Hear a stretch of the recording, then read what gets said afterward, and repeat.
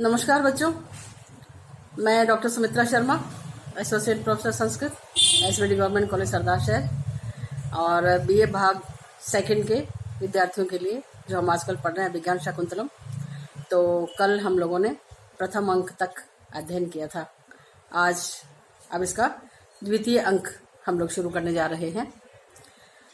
ततः प्रविशति विषण्णो विदूषक है। कल मैंने आपको विदूषक का परिचय दिया था।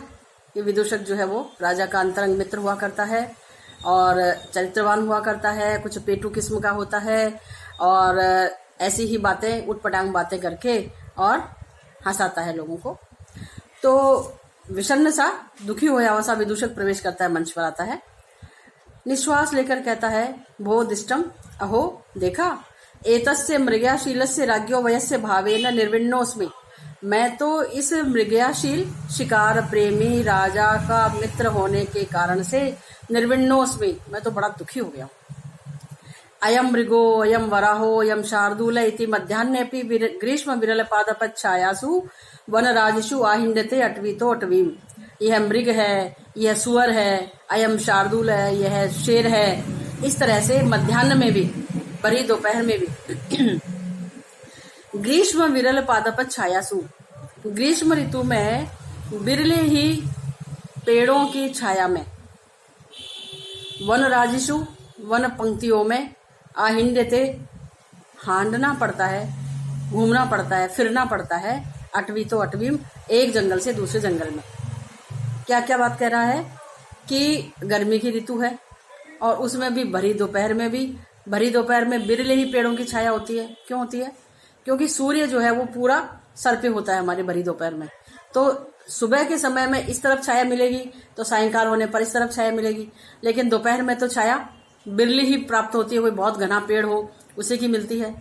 तो बिरली ही पेड़ों की छाया में और एक जंगल से दूसरे जंगल में वो तो भागे जा रहे हैं, धनुष बाण हाथ में लिए हुए शिकार को ढूंढते हुए, और उनके पीछे पीछे हमें भी भागना पड़ता है। तो इन बातों से मैं तो बड़ा दुखी हो गया हूँ। आगे कहता है, पत्र संकर कषायाणि कटूने गिरी नदी जलानी पियंते, और पत्ते मिलने से कषाय हो गया है जो, ऐसा कड़वा पहाड़ी नदियों का जल पियंते पीने को मिलता है। प्यास लगती है बड़ी जोर से तो पानी भी कैसा मिलता है, जिसका स्वाद कड़वा सा हो गया। कड़वा क्यों हो गया? क्योंकि पहाड़ी नदियों में पत्ते वगैरह मिले रहते हैं, उन पत्तों का भी रस उस पानी में आकर के और बड़ा कसैला सा पानी पीने को मिलता है। अनियत वेलम भूल्य शूल्य मांस भूयिष्ठ आहारो भुज्यते। और अब खाने की बात सुनो कि बिना निश्चित समय के, अनियत वेलम, जिसकी वेला नियत नहीं है, अनिश्चित समय में, शूल्य मांस भूयिष्ठ, शूल्य मांस की अधिकता है जिसमें, कच्चे मांस की जिसमें अधिकता रहती है। पका हुआ भोजन जिस प्रकार का राज प्रासादों में मिला करता है अनेक प्रकार का, उस तरह का नहीं। तो मांस की अधिकता वाला आहार भुज्यते माने खाया जाता है, खाने को प्राप्त होता है। और तुर्गानुधावन कंडित संदेह रात्रौ अपि निकामम शैतव्यम नास्ति। घोड़ों के पीछे दौड़ते रहने से, राजा तो घोड़े पर चढ़ा हुआ है और दौड़ रहा है और हम उनके पीछे पीछे भाग रहे हैं, तो उनसे कंडित संदेह, जो मेरी संधियां हैं, जोड़ है पैरों की, हाथों की, पैरों की, वो सब जोड़ दुखने लगते हैं। ऐसे मेरे को रात्रौ अपि निकामम शैतव्यम नास्ति, मुझे रात्रि में भी पर्याप्त सोने को नहीं मिलता, नींद नहीं आती। क्यों नहीं आती? क्योंकि जोड़ों में दर्द होता है। जोड़ों में दर्द क्यों होता है? क्योंकि राजा के पीछे पीछे, घोड़ों के पीछे पीछे हम भागते रहते हैं, तो जोड़ जोड़ दर्द करता है और दर्द करने से फिर रात को भी नींद नहीं आती। ततो महत्तेव प्रत्युषे दास्यः पुत्रै शकुनि लुब्धकै वन ग्रहण कोलाहलेन प्रतिबोधितोस्मि। और इसके बाद महत्तेव प्रत्युषे, अत्यंत उषा काल में, बहुत भोर सवेरे ही, दास्या पुत्रे, दास्य पुत्र एक तरह से अपशब्द सा होता है, गाली सी होती है। इन नीच शकुनि लुब्ध के बहेलियों के द्वारा, वन ग्रहण कोलाहलेन, वन को घेरने के कोलाहल से, प्रतिबोधितोस्मि, जगा दिया जाता हूँ। तड़के तड़के ही, और जब लगता है कि भाई नींद आ रही है तो उस समय फिर मैं कोलाहल से जग जाता हूँ। कोलाहल किस चीज का? कि ये जो बहेली होते हैं ये जंगल को घेरते हैं शिकार करने के लिए, तो उससे फिर कोलाहल होता है। कोई पक्षी उड़ रहे हैं, कोई पशु भाग रहे हैं, उनकी पदध्वनि हो रही है, दौड़ते हैं तो उनकी आवाज हो रही है, तो कोलाहल सा मच जाता है, उससे मैं फिर जग जाता हूँ। ये इदानीमपि पीड़ा न निष्क्रामति। फिर आगे अपना दुख व्यक्त करता है विदूषक, कहता है इतने पर भी पीड़ा शांत थोड़ी हो रही है। ततो गंडस्य ऊपरी पिटका समृद्ध है, फोड़े के ऊपर एक दूसरा फोड़ा और हो गया। गंडस्य ऊपरी, फोड़े के ऊपर पिटका है, एक दूसरा छोटा फोड़ा और हो गया। क्या हो गया?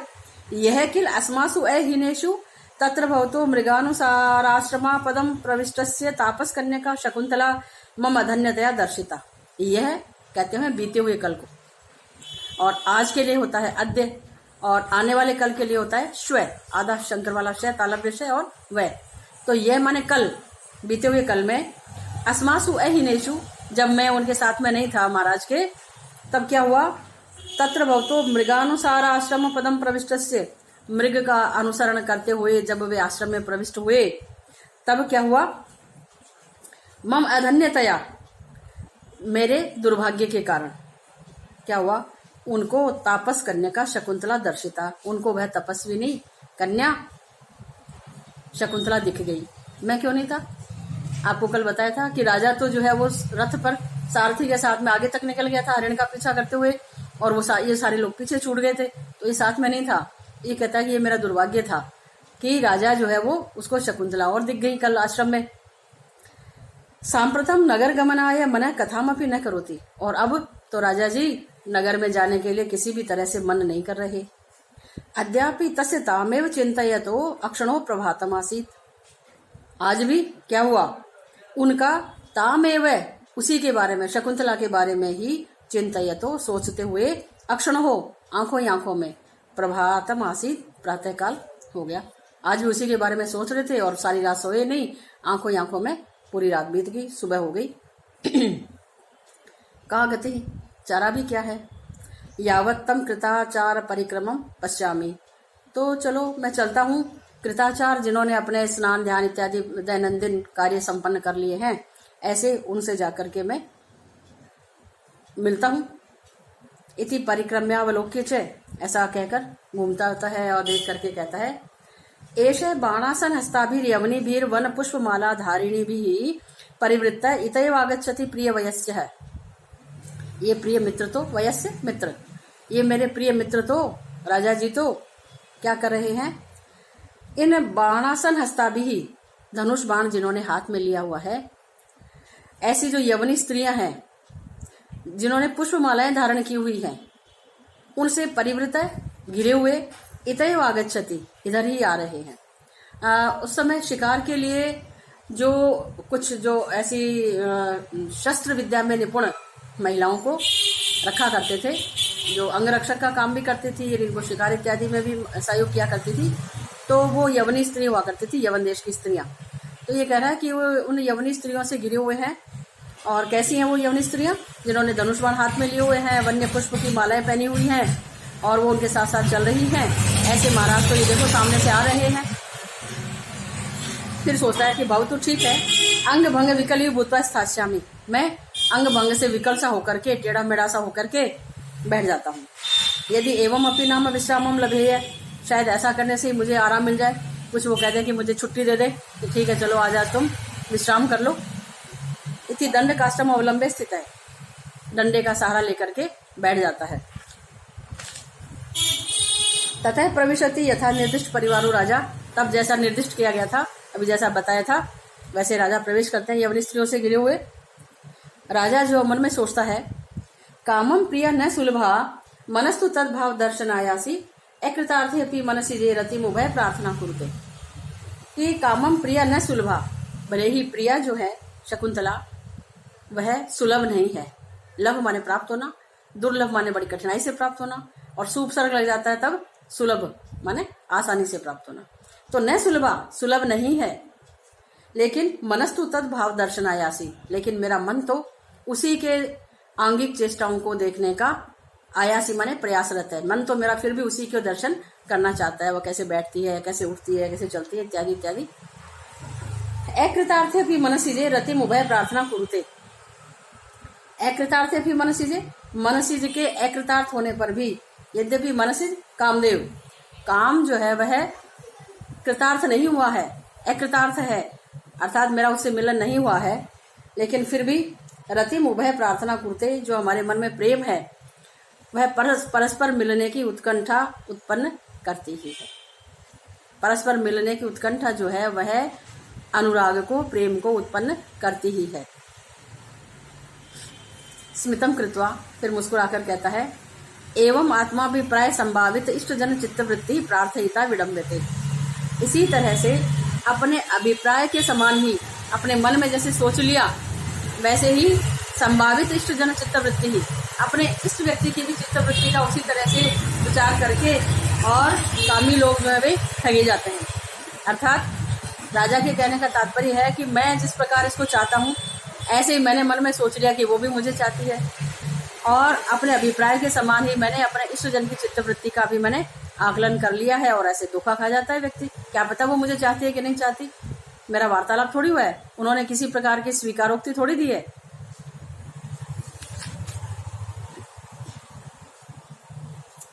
फिर सोचता है, कहता है,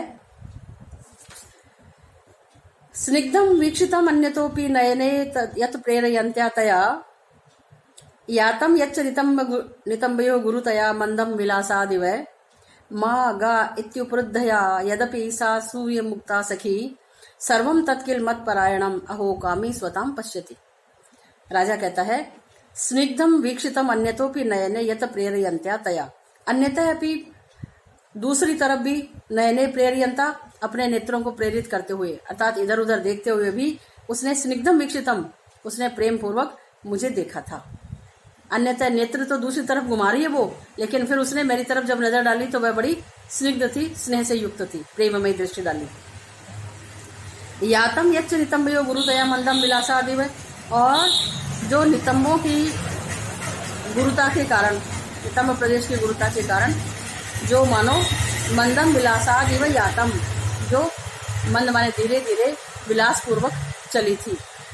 जब वहां से मुझे छोड़ करके जब वह गई थी तो बड़ी विलास पूर्वक धीरे धीरे वह उठ करके गई थी। माँ गा इति उपरुद्धया, मत जाओ, ऐसा उपरुद्धया रोके जाने पर, किसके द्वारा? सखी के द्वारा।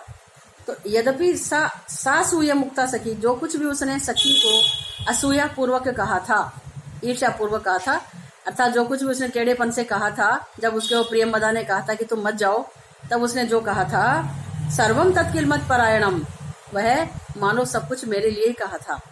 अहो कामी स्वताम पश्यति। राजा कहता है, कितने आश्चर्य की बात है कि कामी व्यक्ति जो होता है वो सर्वत्र स्वताम, अपनापन ही देख लेता है, कि जैसे मेरे मनोभाव उसके प्रति प्रेममय, वैसे ही उसके भी मनोभाव मेरे प्रति प्रेममय। हो सकता है कि मैं गलत भी हूँ, लेकिन मैं तो प्रेम में पड़ गया हूँ, कामी हूँ, इसलिए मैं सोचता हूँ कि उसका भी मेरे प्रति प्रेम वैसा ही है। विदूषक जो उसकी बातें सुन रहा था, फिर कहता है, तथा स्थित है ये वह, वैसे ही बैठे बैठे, वो वयस्य नय में हस्तपादम प्रसरती। राजा ने उसको पूछा था ना कि राजा तो प्रवेश करता है और मन में ही सोची थी इतनी बातें, अब उधर वो अंग भंग विकल होकर के दंड काष्ठ का सहारा लेकर के बैठा हुआ विदूषक, तो वैसे ही बैठे बैठे कहता है राजा को, हे मित्र, न में हस्तपादम प्रसरति, मेरे हाथ पैर काम नहीं कर रहे हैं। वांग मात्रेण जापयिष्यामि, मैं आपका वचन मात्र से ही जय जयकार करूंगा। जापयिष्यामि, जाप करूंगा माने जय जयकार करूंगा, अर्थात मुझे उठ करके आपका हाथ जोड़ करके अभिवादन करना चाहिए था, लेकिन मैं वो नहीं कर पा रहा, मैं बैठे बैठे ही मैं आपका अभिवादन करता हूँ। जयतु भगवान, महाराज की जय हो, जय हो। राजा मुस्कुराकर कहता है, कुतोयम गात्रोपघात है, ये आपको गात्रों का उपघात कैसे हुआ, आपको क्या दिक्कत हुई, क्या प्रॉब्लम है? विदूषक कहता है, कुतः किल स्वयं अक्षाकुली कृत्य अश्रु कारणम पृच्छसि, क्यों स्वयं ही आंख फोड़ करके और आंसू का कारण पूछ रहे हैं? आपने ही तो आंख फोड़ी है और आप पूछ रहे हैं कि भाई तेरे आंसू कैसे आ रहे हैं? तो आप ही तो इसकी जड़ में है, आपकी वजह से ही तो मैं परेशान होया हुआ हूँ, और आप ही पूछ रहे हो कि भाई क्या हुआ तुमको? राजा कहता है, न खलु अवगच्छामि, मैं समझा नहीं। विदूषक कहता है, भो वयस्य यद वेतसे कुब्ज लीलाम विडम्बयति तत्किम आत्मनः प्रभावेण।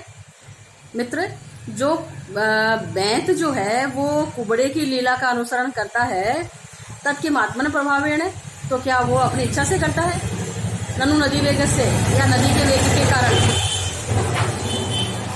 कहने का तात्पर्य क्या हुआ कि नदी बह रही है, उस बहती हुई नदी के पास में कोई बैत का वो खड़ा हुआ है, पेड़ खड़ा हुआ है, मान लीजिए बैत खड़ा हुआ है, तो वह जिधर नदी का वेग जाता है उस तरफ वह ऐसे टेढ़ा हो जाता है। सीधा खड़ा हुआ है लेकिन नदी का वेग इधर है तो वो ऐसे हो जाता है टेढ़ा।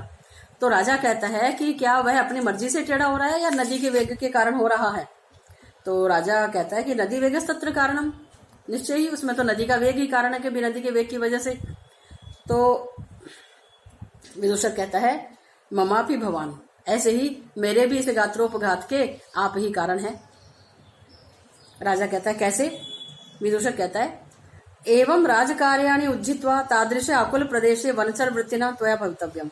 इस तरह से राजकार्यों को छोड़ करके और आप इस आकुल प्रदेश में, इस जंगल में वनचर वृत्ति वाले हो गए हो।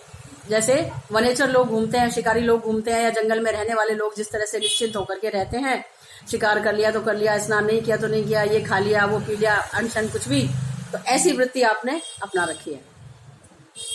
यद सत्यम प्रत्यम श्वापद समुत्सारण संक्षोभित संधि बंधानाम मम गात्राणाम अनिशो अस्मि समृद्ध है। और ये सच है कि प्रत्यम प्रतिदिन श्वापद उत्सारणे, ये आप जो पशुओं को मारते हैं उन सबको उठाते रहने से संक्षोभित संधि बंधानाम, जिनके मेरे जोड़ जोड़ दुख रहे हैं, संक्षोभित हो रहे हैं, संधि बंधन जोड़, मेरे शरीर के जो जोड़ है, कोहनी हुई, घुटना हुआ, अटकना हुआ, इस तरह से ये इन वाले मम गात्राणाम, इन मेरे शरीर के अंगों को अनिशोष में समृद्ध है, मैं संभालने में असमर्थ हो गया हूँ, मेरे से तो संभलने में नहीं आ रहे, मेरे सारे शरीर के संधियां ऐसी दुखती हैं कि मेरे जोड़ जोड़ दुख रहे हैं और मैं उनको अंगों को संभाल नहीं पा रहा हूँ। तत्प्रसादयिष्यामि विसर्जितुम माम एकाहम अपि तावत विश्रमितुम। तो मैं आपको प्रसन्न करता हूँ, प्रसादयिष्यामि, मैं आपसे निवेदन करता हूँ, आपको प्रसन्न करता हूँ कि माम माने मुझको, एकाहम अपि, एक दिन के लिए भी, विश्रमितुम विसर्जितुम, विश्राम करने के लिए, विसर्जितुम छोड़ देने के लिए, कि आज मुझे शिकार पे नहीं लेकर जाएं, विश्राम करने के लिए आप मुझे यहीं छोड़ दें, इस चीज के लिए मैं आपसे निवेदन करता हूँ, आपको खुश करता हूँ, आपसे प्रार्थना करता हूँ। आगे श्लोक है, फिर हम बाद में पढ़ेंगे, और साथ साथ पढ़ते रहिए, और जहां भी आशंका हो, नहीं समझ में आ रहा हो, और देखिए कितने सुंदर तरीके से आगे नाटक जो है गति पकड़ रही है इसकी कथा वस्तु। तो मैं आशा करती हूँ कि आप लोग साथ साथ पढ़ रहे हैं। Thank you.